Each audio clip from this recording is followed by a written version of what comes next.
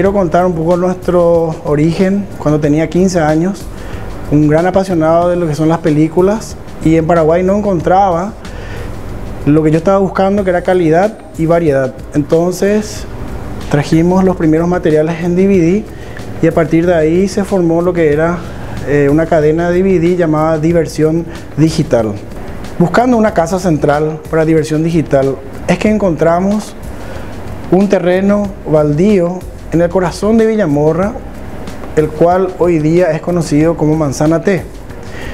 En ese entonces tuvimos que dejar ese negocio por el tema de la piratería. Fue ahí que realmente se dio inicio al proyecto de la Manzana T como un centro de ocio, cultura y entretenimiento.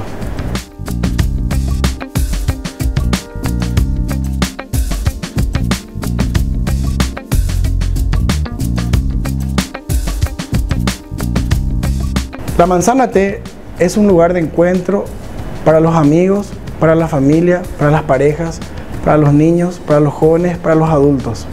Es un lugar de esparcimiento donde queremos que la gente, teniendo un tiempo libre, pueda venir a compartir buenos momentos. Es así que contamos con diferentes locales, ya sea nocturnos como diurnos. Servicios como ser solarium, bancos, electrodomésticos también, y la noche, que es, digamos, el punto fuerte aquí de la Manzana.